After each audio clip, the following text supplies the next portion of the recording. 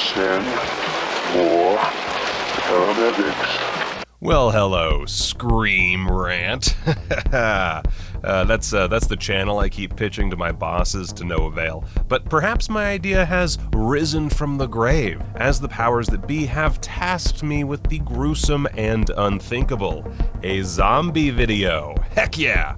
As a horror fan through and through, I love talking about the living dead, and today I'd like to work through just 15 iconic zombies from the seemingly thousands from which my greedy brains can think up. So let's dig in, you gut munchers, and talk about some reanimated legends. So first off, I gotta talk about the most recent zombie flick, Zack Snyder's Army of the Dead, a film that is divisive, sure, and perhaps too new to call iconic, but this is Screen Rant, so I gotta talk that shiny new kinda decomposition, you know what I'm saying, you dig? The zombies in Army of the Dead are a lot of fun, from the zombie tiger that straight up just eats a dude's face to, wait, actually, did you hear what I just said? Zombie tiger. Enough said. I like the showgirl-style bride zombie, I like the lead zombie, and I like that aggressively underused Elvis zombie. But dang, a freaking zombie tiger? That's crossing the line.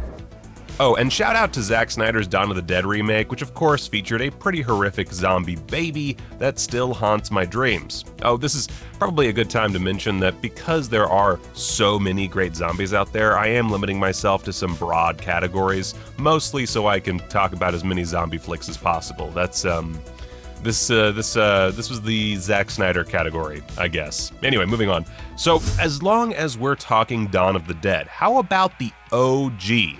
George Romero's gripping 1978 social commentary / bloodbath is basically the Terminator 2 of zombie flicks. They're coming to get you, Barbara. While his original Night of the Living Dead a decade earlier not only defined the genre, but also plain made for some high-quality cinema, its sequel is one of the most iconic zombie flicks of all time. And if I need to pick just one, I don't know, the Hare Krishna zombie? Ooh, no. The Nun. No, wait, those are all wrong. Oh shoot. You know what? As colorful as they all are, for me it's gotta be the zombified version of Steven, one of our lead characters, whose death is heartbreaking and makes for an absolutely iconic shot as he steps out of the elevator. But you know what? Since I'm doing this arbitrary category thing, we have to actually disqualify Dawn of the Dead. See, in the realm of Romero's zombie flicks, there's one standout zombie who beats them all, and that's Day of the Dead's Bub. He's just the best, and he's proof that there's something else under the hood than just chewing guts. Plus, he shoots roads. Choke on that!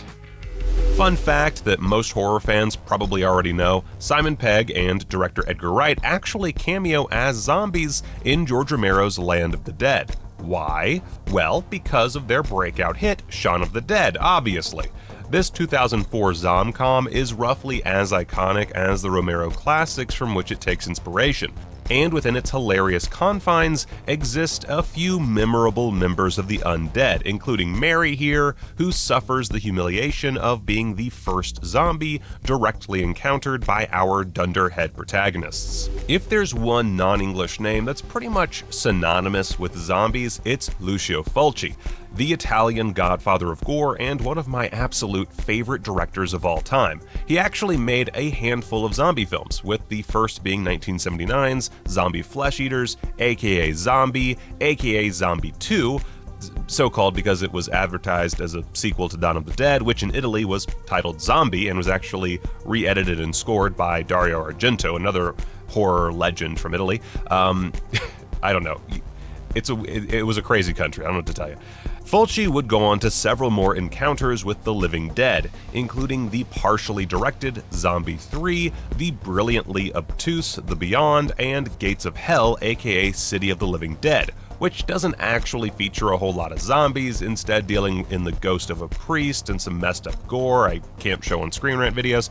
But even with these follow-ups, the best zombies of his career show up in Zombie 2, specifically this ooey-gooey conquistador here, and of course, the winner of this spot, the zombie who fights a freaking shark.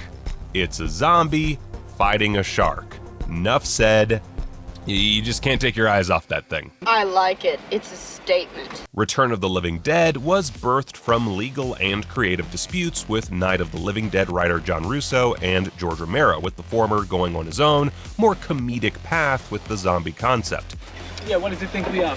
Weird or something? In a rare instance of both parties being pretty much right, Russo's version is one of the best dang zombie flicks of all time. It's gruesome, it's cool, it's hilarious, and it's got an 80s punk aesthetic that's never really been matched. It also features probably the most iconic zombie of all time, the Tar Man. Crying for brains and looking like a gooey ape with an eating disorder, the Tar Man is expertly played by Alan Troutman, who did a lot of suit work in his career, including, fun fact, Fran Sinclair in Dinosaurs. Honorable mention, of course, to Linnea Quigley's Trash and Return of the Living Dead 3's Julie. Yowza. These chicks, oh boy. Remember this poster in the video store as a kid? Back to more modern fare, World War Z could have been placed on this list, but I'd rather talk about the OG running zombies in Danny Boyle's 28 Days Later. Now, okay, technically, these are victims of the rage virus, as many internet forum dwellers will happily inform you, but let's all be honest with ourselves here. They're freaking zombies. And straight up iconic ones at that, having basically invented the idea of running zombies 2 years before Zack Snyder's Dawn of the Dead. I don't really have a single zombie here to highlight, so I don't know, the priest zombie, I guess? He makes for a great reveal, so... Oh, wait a sec, you know what? I'm gonna pull another switcheroo here. The zombies in 28 Days are great, but Robert Carlyle's portrayal of Dad Turned Bad in 28 Weeks Later trumps them all. And you know what? I'll say it. This is another case of a superior sequel. Come at me, bro. Let's keep the controversy going and bring in Bride of Re-Animator, in which the titular Bride, a dark parody of the Bride of Frankenstein created by KNBFX, easily takes the cake as the best and coolest design of the franchise. I was tempted to put Dr. Hill here, but he's just a bit too smart and in control, working more as a mutation of Dr. West's serum than another scientific whoopsie. Before Romero, zombies were generally created through voodoo. Hammer's Plague of the Zombies and White Zombie, starring Bela Lugosi, are some notable examples, and later films like Wes Craven's The Serpent and the Rainbow would continue the tradition. While that film is probably my top voodoo flick, 1943's I Walked with a Zombie easily contains the most iconic, with Darby Jones' bug-eyed take remaining the first image that pops in my mind when I think of the voodoo zombie genre.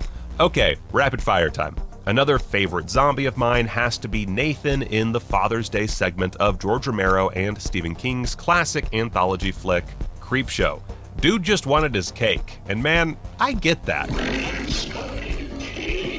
Fido is an indie flick that most people probably haven't seen, but the poster by itself, featuring Scottish comedian and Boondock Saints patriarch Billy Connolly as the titular zombie, who lives in a world where zombies have become domesticated, is iconic in and of itself. Just look at this thing. This is artwork. This is art. The film itself is about as on the nose as zombie social satire can get, but it's also a very heartwarming little zomcom that you should totally check out. By the way, if you want a list of my favorite zomcoms, again, hashtag ScreamRant, leave it in the comments, guys. Let them know. This needs to happen.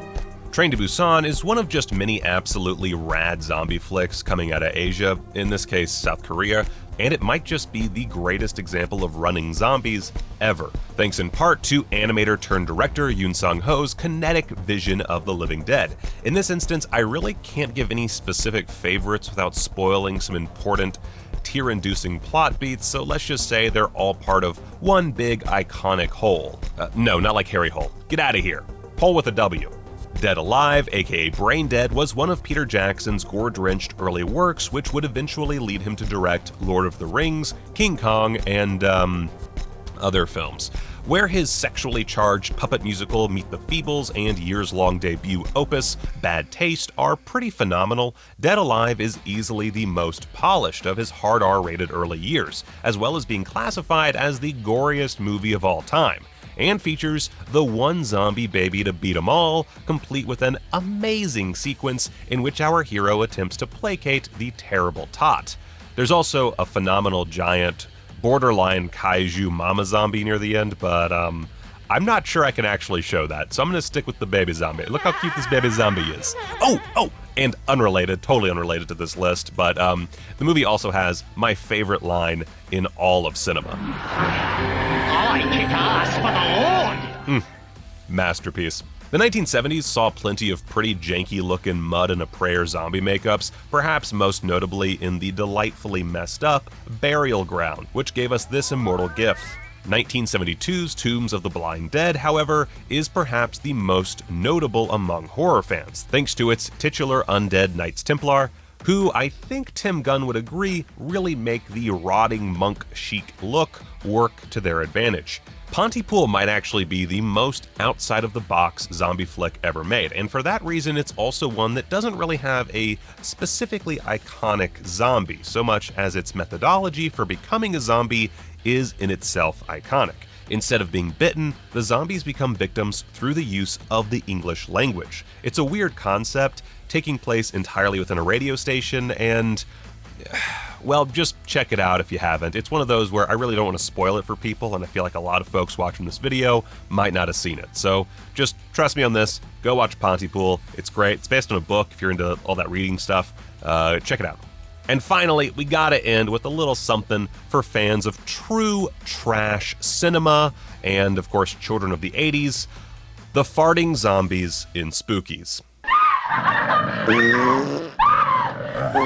And yes, I recognize this is a case of a bunch of mud makeup mayhem boys with producer-mandated farts dubbed over them, but honestly, if you can stand out amidst the what the effery of Spookies, then in my eyes, you're an icon. Honorable mentions to some creatures that are almost zombies but not quite. Of course, there's Jack from An American Werewolf in London, who is technically a ghost, but man, he makes for a great zombie in spite of being non-corporeal. Similarly, the Deadites from the Evil Dead franchise don't quite work because they're possessed by demons. Although, if you want a top 10 Deadites list, please shout it out along with that Scream Rant hashtag in the comments, baby! Hail to the king, baby.